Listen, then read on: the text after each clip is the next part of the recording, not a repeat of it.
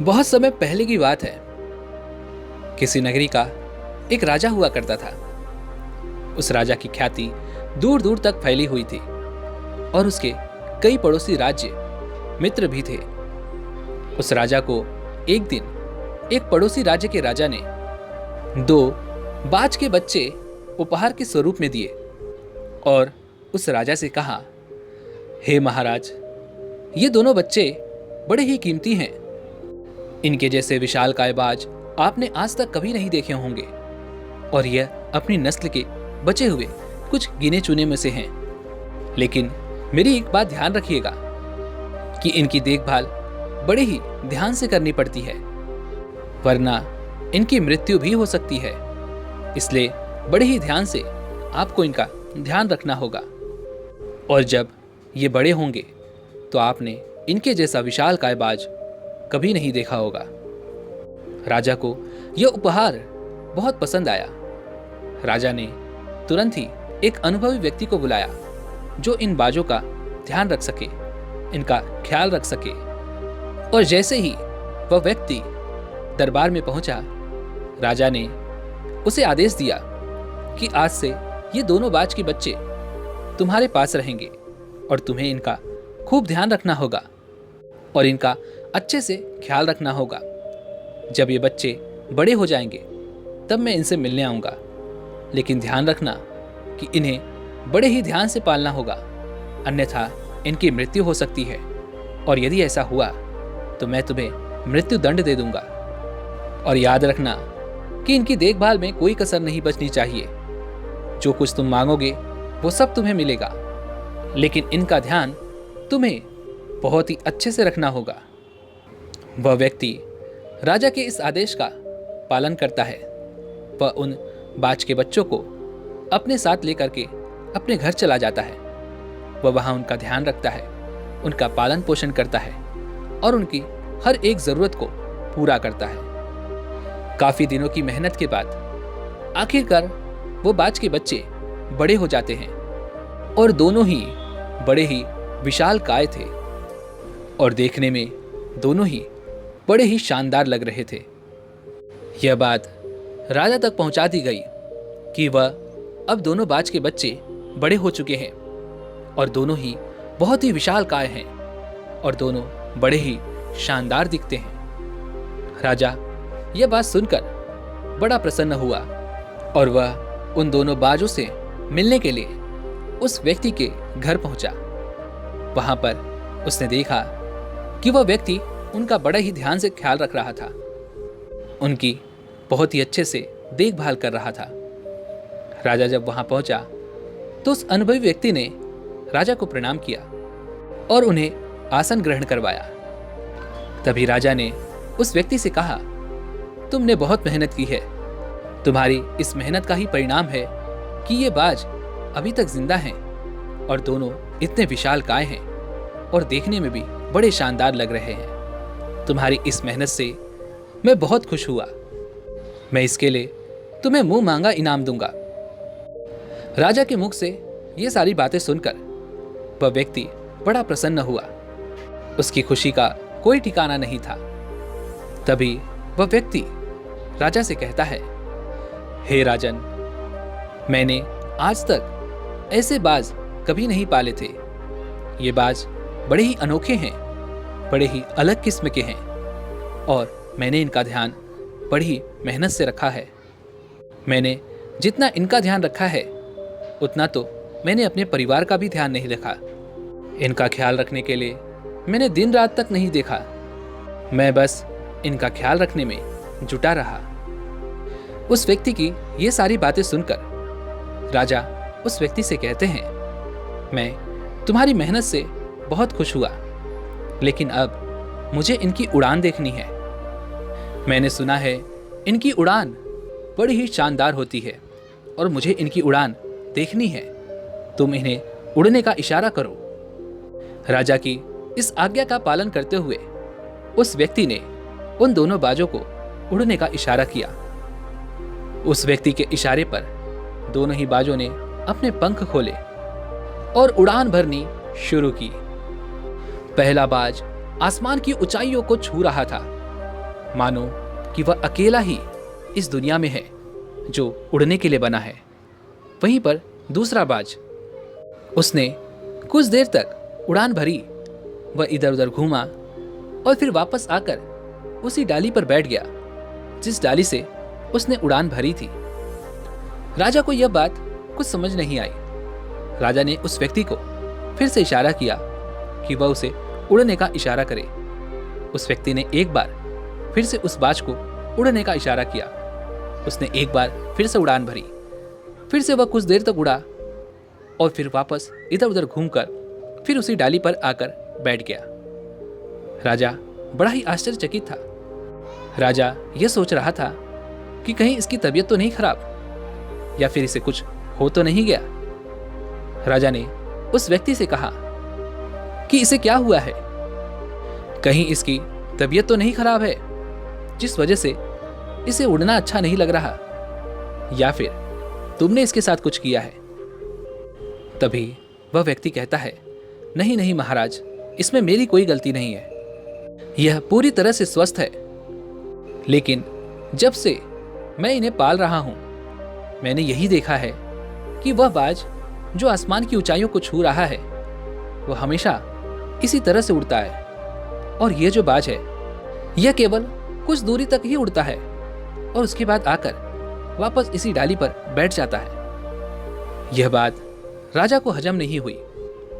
राजा ने उस व्यक्ति से कहा कि ऐसा कैसे हो सकता है, एक बाज जो उसी नस्ल का है, उसी किस्म का है, वो आसमान की ऊंचाइयों को चीरता हुआ उड़ता चला जा रहा है, और वहीं पर दूसरा बाज जो उसी का साथी है वह थोड़ी देर उड़ता है और फिर इसी डाली पर आकर बैठ जाता है। यह बात मुझे कुछ ठीक नहीं लग रही। बताओ तुमने इसके साथ क्या किया है? तुमने जरूर ही दूसरे बाज के साथ कुछ न कुछ अवश्य किया है, अन्यथा यह भी पहले बाज की तरह आसमान की उन ऊंचाइयों को अवश्य छू रहा होता। मुझे सही सही जवाब दो, तुमने इसके साथ क्या किया है? इस पर वह व्यक्ति राजा के सामने हाथ जोड़ लेता है और कहता है, हे राजन, मैंने ऐसा कुछ नहीं किया, मैंने तो बस इन दोनों की देखभाल की है। जितना मैंने अपने परिवार की नहीं की, मैंने इनका ख्याल रखा है और मैंने इनके पालन पोषण में कभी कोई कमी नहीं छोड़ी। और जैसा कि मैं आपको बता रहा हूं कि वह बाज हमेशा से इसी तरह से उड़ रहा है, और यह जो बाज है यह हमेशा से इधर उधर उड़कर वापस अपनी डाली पर आकर बैठ जाता है, और यह समस्या इसके साथ हमेशा से है। मैंने इसके साथ कुछ नहीं किया। आप मेरी बात को समझने की कोशिश कीजिए, मैं आपसे सच सच कह रहा हूं। लेकिन राजा उस व्यक्ति की बात मानने को तैयार ही नहीं था। राजा ने उस व्यक्ति से कहा, तुम अवश्य ही मुझसे कुछ छुपाने की कोशिश कर रहे हो, अन्यथा एक बाज इस तरह से उड़ सकता है तो दूसरा बाज क्यों नहीं उड़ सकता? तुमने ही इसके पालन पोषण में कुछ न कुछ गड़बड़ी अवश्य की है। मुझे सच सच बताओ, तुमने क्या किया है? इस पर वह व्यक्ति हाथ जोड़कर राजा से केवल माफी मांगता है और कहता है, हे राजन, मैंने कोई गड़बड़ी नहीं की है। मैंने जिस तरह से उस बाज का ध्यान रखा है, ठीक उसी प्रकार से मैंने इसका भी ध्यान रखा है, लेकिन यह हमेशा से ही केवल कुछ दूर ही उड़ता है और वापस अपनी डाली पर आकर बैठ जाता है। मेरी बात का यकीन करें, इसमें मैंने कोई गड़बड़ी नहीं की है। लेकिन राजा ने उस व्यक्ति की एक नहीं सुनी। राजा ने उस व्यक्ति से कहा, मैं तुम्हें अगले 1 हफ्ते का समय देता हूं। यदि तुमने इस 1 हफ्ते में इस गड़बड़ी को नहीं सुधारा तो फिर मैं तुम्हें मृत्यु दंड दे दूंगा। 1 हफ्ते बाद जब मैं वापस आऊंगा तो यह बाज भी इसी तरह से आसमान की ऊंचाइयों को छूता हुआ नजर आना चाहिए, अन्यथा तुम्हारा मृत्यु दंड तय है। वह व्यक्ति राजा के सामने हाथ जोड़कर रोता रहा, गिड़गिड़ाता रहा, राजन, मेरी कोई गलती नहीं, मैंने अपनी पूरी कोशिश की है, पूरी मेहनत लगा दी है, लेकिन यह बाज हमेशा से इसी तरह से उड़ता आया है। इसमें मेरी कोई गलती नहीं है, मुझे माफ कर दे। लेकिन राजा ने उसकी एक नहीं सुनी। राजा वहां से चला गया।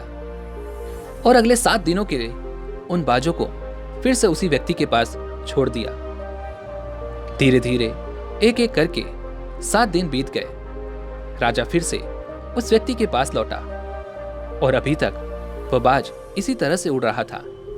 वह कुछ दूर उड़ता और वापस अपनी डाली पर आकर बैठ जाया करता, जबकि दूसरा बाज आसमान की उन ऊंचाइयों को छूता जिसकी कोई कल्पना भी नहीं कर सकता था। लेकिन उस दूसरे बाज की उड़ान में किसी तरह का कोई परिवर्तन नहीं आया था। यह देख राजा अत्यधिक क्रोधित हो गया। राजा ने उस व्यक्ति को अपने दरबार में लाने की आज्ञा दी। राजा के सैनिकों ने उसे बंदी बना लिया और अगले दिन दरबार में पेश किया। राजा ने उस व्यक्ति की गलती के लिए उसे मृत्यु दंड देने का आदेश दिया। तभी वह व्यक्ति राजा से कहता है, हे राजन, यदि आप मुझे मृत्यु दंड देना चाहते हैं तो आप खुशी खुशी दे सकते हैं और मैं इसे स्वीकार भी करूंगा। लेकिन मेरी आपसे बस एक छोटी सी विनती है, या फिर आप इसे यूं कह सकते हैं कि मेरी आखिरी इच्छा यह है कि मैं उस दूसरे बाज को आसमान की उन ऊंचाइयों तक उड़ता हुआ देखना चाहता हूं। आसमान की उस ऊंचाइयों को चीरता हुआ देखना चाहता हूं। जी हां महाराज, मेरी इच्छा यही है कि मुझे तब तक मृत्यु दंड ना दिया जाए जब तक कि आपके राज्य या फिर राज्य के बाहर से कोई व्यक्ति उस बाज को उड़ाने में सफल ना हो जाए। मैं अपनी आंखों से एक बार, सिर्फ एक बार उस बाज को आसमान की ऊंचाइयों तक उड़ता हुआ देखना चाहता हूं। राजा ने उस व्यक्ति की बात सुनी, कुछ देर सोचा, कुछ देर विचारा और उसके बाद उसने कहा, अगर यही बात है तो ठीक है, तुम्हें तब तक मृत्यु दंड नहीं दिया जाएगा जब तक कि वह बाज आसमान की ऊंचाइयों तक उड़ान नहीं भरता। लेकिन याद रखना कि तुम अपने मृत्यु दंड से नहीं बच सकते। जल्दी ही कोई न कोई ऐसा व्यक्ति अवश्य मिलेगा जो इस बाज को आसमान की उन ऊंचाइयों तक उड़ना सिखा देगा। राजा ने तुरंत ही भरे दरबार में मंत्री को आदेश दिया कि जल्द ही एक ऐसे व्यक्ति का प्रबंध करो जो उस दूसरे बाज को आसमान की उन ऊंचाइयों तक उड़ना सिखा सके। राजा के आदेश देने के तुरंत बाद ही मंत्री और सभी अधिकारी इस कार्य में लग गए। उन्होंने अपने राज्य के हर कोने कोने तक यह सूचना पहुंचा दी। यहां तक कि उन्होंने अन्य राज्यों में भी इस सूचना को पूरी तरह से फैला दिया। इस सूचना के मिलने के बाद कई व्यक्तियों ने राजा के आदेश पर उस बाज को आसमान की उन ऊंचाइयों तक उड़ाने की कोशिश की, लेकिन वह बाज हमेशा बस एक ही प्रक्रिया अपनाता था। वह कुछ देर उड़ता, इधर उधर घूमता और आकर वापस अपनी उस डाली पर बैठ जाया करता।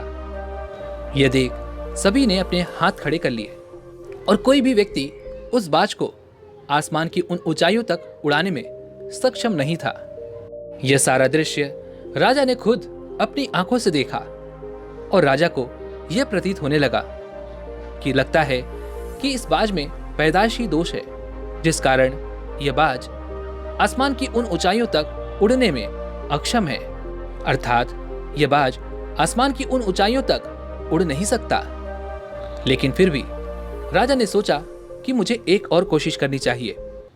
राजा ने एक बार फिर से घोषणा करवा दी कि जो भी इस बाज को आसमान की उन ऊंचाइयों तक उड़ाने में सक्षम होगा, उस व्यक्ति की एक इच्छा हम पूरी करेंगे। फिर चाहे वो कुछ भी हो, वो कुछ भी मांग ले, हम पीछे नहीं हटेंगे। लेकिन यदि वह नाकाम रहा तो उसका सर धड़ से अलग कर दिया जाएगा। इस घोषणा के बाद राजा रोज दरबार में किसी एक ऐसे व्यक्ति का इंतजार करते जो उस बाज को आसमान की उन ऊंचाइयों तक उड़ाने में सक्षम हो। लेकिन सभी तक यह बात पहुंच चुकी थी कि वह बाज केवल कुछ दूर ही उड़ता था और फिर उसके बाद वापस आकर अपनी डाली पर बैठ जाया करता था, जिस कारण किसी में भी यह हिम्मत नहीं हो पा रही थी कि वह राजा को जाकर यह कह सके कि हे राजन, मैं आपकी चुनौती के लिए तैयार हूं। और राजा केवल इंतजार ही करता रह गया। धीरे धीरे 1 महीने बीत गए, लेकिन कोई भी ऐसा व्यक्ति नहीं मिला जो उस बाज को आसमान की उन ऊंचाइयों तक उड़ाने में सक्षम हो। और लगभग 1 महीने इंतजार करने के बाद जब कोई व्यक्ति इस चुनौती को स्वीकार करने नहीं आया, तो राजा ने फैसला किया कि इस बाज और उस व्यक्ति जिसने उसे पाला पोसा है, इन दोनों को मृत्यु दंड दे दिया जाए। अगले ही दिन राजा ने उस बाज और उसे सिखाने वाले, उसे पालने वाले उस व्यक्ति को मृत्यु दंड के लिए ले जाया जाने लगा। तभी रास्ते में राजा को एक भिक्षु मिले और उन भिक्षु ने राजा से कहा, हे राजन, मैंने आपकी चुनौती सुनी है। आप ये कह रहे हैं कि जो भी उस बाज को आसमान की उन ऊंचाइयों तक उड़ाने में सक्षम होगा, आप उसकी एक इच्छा, फिर चाहे वो कुछ भी हो, आप उसे अवश्य पूरी करेंगे। राजा कहता है, हाँ, आपने बिल्कुल सही सुना है, लेकिन उसके साथ मैंने ये भी कहा है कि यदि कोई भी इसमें असफल हुआ तो मैं उसका सर धड़ से अलग करवा दूंगा। तो आपको पता है ना कि आप क्या कह रहे हैं, क्योंकि कई व्यक्तियों ने यह कोशिश करके देख ली है और सभी नाकाम रहे। सभी को लगता है कि यह असंभव है, यह बाज कभी भी आसमान की उन ऊंचाइयों तक नहीं उड़ सकता। यदि आप भी यह करने में असफल रहे तो आपको भी मृत्यु दंड ही मिलेगा। इस पर वह भिक्षु मुस्कुराने लगे और राजा से कहा, हे राजन, आप उसकी चिंता मत कीजिए, मुझे केवल 2 दिन का समय दीजिए और 2 दिन में आप खुद देखेंगे कि यह बाज आसमान की उन ऊंचाइयों को छू रहा होगा। राजा बड़ा ही आश्चर्यचकित हुआ कि मैंने इतने व्यक्तियों को यह मौका दिया। सभी ने अधिकांशतः लगभग 1 हफ्ते का समय मांगा, लेकिन यह भिक्षु केवल 2 दिन का समय मांग रहे हैं। इस पर राजा कहता है, हे महाराज, क्या आपको केवल 2 ही दिन का समय चाहिए? क्या 2 दिन आपके लिए काफी होंगे? इस पर वह बौद्ध भिक्षु कहते हैं, हाँ, मुझे केवल 2 ही दिन चाहिए और यह मेरे लिए बहुत हैं। राजा कहता है, कोई बात नहीं, मैं 6 महीनों से इसके उड़ान भरने का इंतजार कर रहा हूं। जो 6 महीनों में नहीं हो सका, क्या वो 2 दिन में हो जाएगा? राजा की इस बात का जवाब देते हुए वह भिक्षु कहते हैं, जी हाँ, बिल्कुल, यह बाज अगले 2 दिन में आसमान की उन ऊंचाइयों को छू रहा होगा जिसकी आप कल्पना कर रहे हैं। इस पर वह राजा कहता है, ठीक है, यदि आपको 2 दिन चाहिए तो मैं 2 दिन और इंतजार कर लेता हूं, अन्यथा मृत्यु दंड तो देना ही है। राजा ने उस बाज को भिक्षु के हवाले कर दिया। उस भिक्षु ने 2 दिनों तक उस पर ध्यान दिया और उसकी क्रियाओं पर ध्यान दिया। इस तरह से 2 दिन यूं ही बीत गए। 2 दिन के बाद जब राजा उन भिक्षु से मिलने गया और यह देखने गया कि क्या वह बाज आसमान की उन ऊंचाइयों को छूने में सक्षम हुआ या नहीं, लेकिन जैसे ही राजा वहां पर पहुंचा, राजा ने देखा कि वह दोनों बाज आसमान की उन ऊंचाइयों को छू रहे हैं जिसकी राजा ने कल्पना की थी। यह देखकर राज दरबार का हर एक व्यक्ति हैरान रह गया कि जो पिछले 6 महीनों में नहीं हुआ, वो केवल 2 दिनों में इन भिक्षु ने कर दिखाया। राजा बड़ा ही आश्चर्यचकित हुआ और वह बड़ा ही प्रसन्न भी था। उसने उन बौद्ध भिक्षु से कहा, हे महाराज, आपने ये कैसे किया जो कोई नहीं कर सका? 6 महीनों में बड़े बड़े विद्वान आए, बड़े बड़े अनुभवी आए, लेकिन कोई भी इस बाज को आसमान की उन ऊंचाइयों तक उड़ाने में सक्षम नहीं कर पाया। फिर आपने ऐसा क्या कर दिया? इस पर वह भिक्षु कहते हैं, हे राजन, आप जो चाहते थे वह हो चुका है। अब मैं वो मांगना चाहता हूं जो आपने देने का वादा किया था। इस पर वह राजा कहता है, महाराज, आप जो चाहे मांग सकते हैं, मैं आपको देने के लिए वचनबद्ध हूं, मैं पीछे नहीं हटूंगा, आप जो चाहें मांग सकते हैं। इस पर वह भिक्षु कहते हैं, हे राजन, जिसने इन दोनों बाजों को छोटे से लेकर के बड़ा किया है, जिसने इनका पालन पोषण किया है, जिसने इनका ध्यान रखा है, मैं उसी के लिए कुछ मांगना चाहता हूं। राजा कहते हैं, अवश्य, आपकी जो इच्छा है वो आप मांग सकते हैं। भिक्षु कहते हैं, राजन, कि आप उस व्यक्ति को छोड़ दें, उसे जाने दें, उसके मृत्युदंड का आदेश आप वापस ले लें। वह राजा कहता है, हे महाराज, यदि आपको यही चाहिए तो अवश्य ऐसा ही होगा, लेकिन मैं आपसे बस एक बात जानना चाहता हूं कि जो बड़े बड़े विद्वान ना कर सके वो आपने केवल 2 दिन में कैसे कर दिखाया। इस पर वह भिक्षु कहते हैं, हे राजन, हम मनुष्य का स्वभाव ही कुछ ऐसा होता है। हम सभी के अंदर कुछ न कुछ कमियां अवश्य होती हैं, कुछ न कुछ अवगुण अवश्य ही होते हैं, और यही कमियां, यही कमजोरियां हमें जीवन में आगे नहीं बढ़ने देती। हम कभी भी उन लक्ष्यों को प्राप्त नहीं कर पाते, ना ही कभी हम उन ऊंचाइयों को छू पाते हैं जिसकी हम कल्पना करते हैं, क्योंकि ये कमजोरियां, ये कमियां हमें अपना पंख फैलाने का अवसर ही नहीं देती हैं। ये अवगुण हमें हमारी शक्तियों का आभास ही नहीं होने देती। लेकिन जब हम अपने अवगुण, अपनी कमजोरियां, अपनी कमियों को जान जाते हैं और इन्हें काट कर फेंक देते हैं, तब हम उन ऊंचाइयों को छूने के लिए तैयार हो जाते हैं। उन ऊंचाइयों को, उन लक्ष्यों को प्राप्त करने के लिए हम सक्षम हो जाते हैं। तभी हम वो उड़ान भर सकते हैं जो आसमान को चीर सके। इस पर वह राजा कहता है, हे महाराज, आप बिल्कुल सही कहते हैं, लेकिन मैं ये समझ नहीं पा रहा हूं कि इस बाज की क्या कमजोरी थी, इसके अंदर ऐसी क्या कमी थी जिस कारण यह आसमान की उन ऊंचाइयों को नहीं छू रहा था। इस पर वह भिक्षु कहते हैं, हे राजन, यह बाज हमेशा से इसी डाली पर रहता था और यह डाली उसकी कमजोरी बन चुकी थी। यह उसका एक अवगुण था, और जब मैंने 2 दिनों तक ध्यानपूर्वक इन चीजों को समझा, जाना, तो मैंने उस डाली को काट कर फेंक दिया। और जब उसे यह डाली नहीं मिली तो वह भी अपने साथी के साथ आसमान की उन ऊंचाइयों को छूने के लिए तैयार हो चुका था। यह बाज उस डाली पर बैठने का आदी हो चुका था और इसे वह डाली इतनी प्रिय थी कि यह उसे छोड़कर जाना नहीं चाहता था। यह उसकी एक कमजोरी बन चुकी थी और इसी कारण यह आसमान की उन ऊंचाइयों को छू नहीं पा रहा था। लेकिन जब इसे इसकी कमजोरी से मैंने अलग कर दिया तो इसे भी यह एहसास हो गया कि यह डाली पर बैठने के लिए नहीं, बल्कि आसमान की उन ऊंचाइयों को छूने के लिए बना हुआ है। दोस्तों, हमारे जीवन में भी कुछ ऐसा ही होता है। हम अपने अंदर की कमजोरियों से कुछ इस तरह से प्रभावित हो जाते हैं कि हमें अपनी शक्ति का आभास ही नहीं हो पाता। हम अपने आप को पहचान ही नहीं पाते कि हम किस चीज के लिए बने हैं, और हम हमेशा केवल उस कमजोरी से जुड़े रहते हैं और उसे ही अपनी क्षमता समझने की गलती कर बैठते हैं। और यही कमजोरी हमारे अंदर की उस ताकत को इस तरह से दबा देती है कि हम कभी भी अपनी असली क्षमता को पहचान ही नहीं पाते और जीवन भर हम अपनी उसी कमजोरी से चिपके रह जाते हैं, उससे कभी छूट नहीं पाते।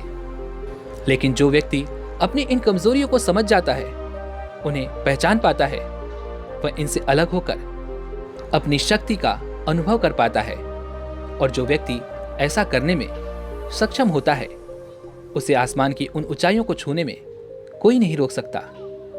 हम में से अधिकांशतः लोग अपने आसपास की लोगों की बातों पर बहुत ज्यादा ध्यान देते हैं और उनकी बातों पर यकीन करने से भी हम पीछे नहीं हटते। जब वो कहते हैं कि तुम कमजोर हो, तुम्हारे अंदर वो बात नहीं, ये तुम्हारे बस का है ही नहीं, तुम ये कर ही नहीं सकते, तो हम उन सारी बातों पर यकीन कर लेते हैं और हम अपने ऊपर यकीन करना भूल जाते हैं। हम अपनी क्षमताओं पर, अपनी शक्ति पर यकीन नहीं करते, बल्कि हम उनकी बातों पर यकीन कर बैठते हैं। लेकिन आप ये भूल जाते हैं कि इस पूरी पृथ्वी पर आप ही एक ऐसे व्यक्ति हैं जो कुछ अलग क्षमताओं के साथ पैदा हुआ है, जिसके अंदर कुछ अलग गुण हैं, जिसके अंदर कुछ अलग शक्तियां हैं जो किसी और के पास नहीं है। वास्तविकता में जो क्षमताएं आपके पास हैं वो किसी और के पास नहीं। इसे पहचानने की कोशिश करें, इसे जानने की कोशिश करें और अपने पंखों को फैलाकर एक नई ऊंची उड़ान भरने के लिए तैयार हो जाइए। दोस्तों, उम्मीद है कि आप सभी ने आज की इस वीडियो से ज़रूर कुछ न कुछ सीखा होगा। तो आज की इस वीडियो को लाइक और अपने दोस्तों के साथ शेयर जरूर कीजिएगा। हमें ऐसे ही सपोर्ट करने के लिए चैनल को सब्सक्राइब और घंटी बटन को भी ज़रूर से दबा दीजिएगा। चलिए मिलते हैं ऐसे एक और वीडियो में, तब तक के लिए अपना ख्याल रखें। धन्यवाद।